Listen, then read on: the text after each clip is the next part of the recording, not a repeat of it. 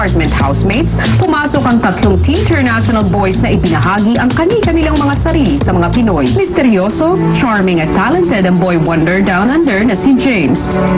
Ipinakita ang kahalagahan ng tunay na pakikipagkaibigan. Nang walang Pinoy housemate ang pumunta sa party ni Trisha, Nandun sila lahat.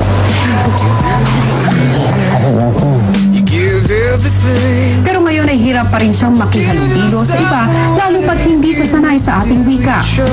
Maging balakid nga kaya sa kanyang pakikisama ang lengguwahe o sa mga susunod na araw ay maipahayag na niya ng mabuti ang kanyang sarili.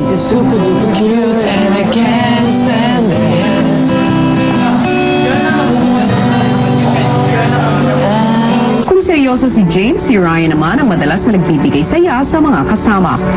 Taglay niya ang nakakatuwang kakulitan. Bagamat puro katatawanan ang dala nito, ang respeto sa kultura ng kinalakihan ay siyang baon para ipamahagi. I told them, don't speak bad word in front of us because we are still old and then even if you guys are stay here a long time, you're still Korean, di ba? Sa kabila ng pagtawa ay minsan na rin ibinahagi ni Ryan ang hirap ng kanilang buhay sa Korea. Tulad ni Ryan, malakas din ang personalidad ng isa pang international boy na si Brett. I'm searching for a girl that's just like you. Siya ang naging leader ng Teen Internationals at noong nagkaroon ng di pagkakaunawaan ang mga Pinoy at ang kanilang grupo, siya ang nagpahayag ng kanilang damdamin. Tunay na kaibigan si Brett at mas lalo pa niya itong naipaliwanag nang ikinuwento niya ang mapait na paraan noong siya ay bata pa. Pero maski malungkot ang pinagdaanan, pilit pa rin niyang pinapasaya ang mga kasama sa pagbabahagi ng kanyang talento sa pagkanta at paggigitara, kaya naman marami ding humahangang housemates sa kanya. Cause see, this world is such a sad place, and without your pretty face, I'm sure it's gonna wind up much worse. Sina James, Ryan at Brett, tatlong banyagang kabataan na bagamat walang dugong Pilipino ay porsigitong patunayan ang karapatan bilang housemate. Ang Teen International Girls, iba man ang kanilang lahing pinagmulan, kulturang Pinoy naman ang kanilang nakagisnan, kaya naman hindi sila nag-alinlangan na lumaban at makipagsabayan sa mga housemates na puro ang pagka-Pilipino. Sa kanilang pananatili sa loob ng bahay, patuloy silang nakakatikim ng kabiguan, tagumpay, kalungkutan at kasiyahan. Pero nakatagpo naman sila ng mga panibagong kaibigan na kanilang nasasandalan sa oras ng pangangailangan. Si Jenny, sa simula pa lang ay madaling nakibagay at napakisamahan dahil sa kanyang masayahing disposisyon. Laging handang ibigay ang kanyang lahat, kaya naman nagbubunga ng tagumpay ang kanyang pinaghihirapan kasama ng mga kapwa housemates at handang ibahagi ang kulturang Koreano. Sa pagpapatuloy ng kompetisyon, manatili pa rin kaya siyang masaya sa kabila ng sakaling kaliwat kanan na kabiguan. Si Anne, mukha mang mahiyain, ay hindi natatakot na magbahagi ng kanyang mga opinyon at saloobin. Sa labas, ang pagsusumikap sa buhay ang unti-unting nagtutulong sa kanya na tumayo sa sariling paa para makatulong sa kanyang ina. Pagdating sa loob ng bahay, bit-bit niya ang inspirasyong ito sa bawat task na kanyang pinagdadaanan. Pero hanggang saan kaya aabot ang kanyang pagtsatsaga kung ang bawat laban ay patuloy na lumalala? Malayo na ang kanilang nararating, pero mahaba pa ang kanilang lalakbayin. Sino nga kaya sa kanila ang maisa sa katuparan ang inaasam ng lahat na iisang mithiin, ang manalo at manatiling nakatayo sa dulo ng laban? At yan nga po ang ating Top 10 Teen Housemates. Ano pa kaya mga pagbabago, ang mga matututunang aral at maaasahan natin mula sa kanila? Yan ang ating sabay-sabay na abangan sa mga susunod na araw. Pero sa ngayon ay haharapin na natin ang hamon ng nominasyon kasama ang mga housemates ni Kuya. Good evening, Teen Housemates. I'm back.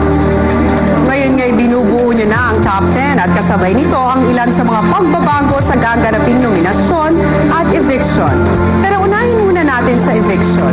Ang bilang ng nominadong teen housemates na lalabas sa bahay ni Kuya sa darating na eviction night ay isa. Only one. Okay, ang susunod na tanong, ilan kaya mga nominadong mga nganib sa linggong ito? Kanina nga ay isinagawa nyo na ang nakagawian yung proseso ng pagbibigay ng puntos. At maaari nyong iboto ang alinman sa inyong mga kasama, mapapinoy man or international. Pero syempre sa pagpili ng mga nominado, kinonsider ni Kuya ang top 2 scores sa mga Pinoy at ang top 2 scores sa mga internationals, okay? So nangangahulugan, depende kung may tie o wala, meron tayong minimum na 4 nominees. O handa na ba kayong malaman kung ilan ang nominado sa inyo? Ang bilang ng mga nominado sa linggong ito ay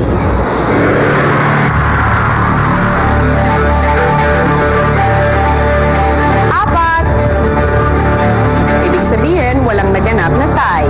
Meron tayong 2 Pinoy na nakakuha ng highest 2 votes at 2 internationals na nakakuha naman ng highest 2 votes. At mula sa 4 na nominadong ito, magmumula ang nag-iisang evictee for this week.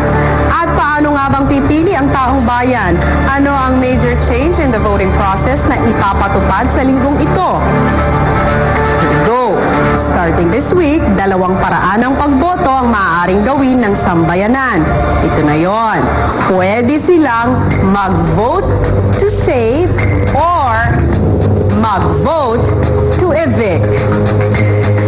They can choose to save you or vote to have you evicted from the Big Brother house. At sa pagtatapos naman ng linggo, ang makakakuha ng lowest net votes ang lalabas ng bahay ni Kuya. Pero sino-sino na nga ba ang pagpipilian ng taong bayan? Ang pangalan ng mga nominado sa aking pagbabalik.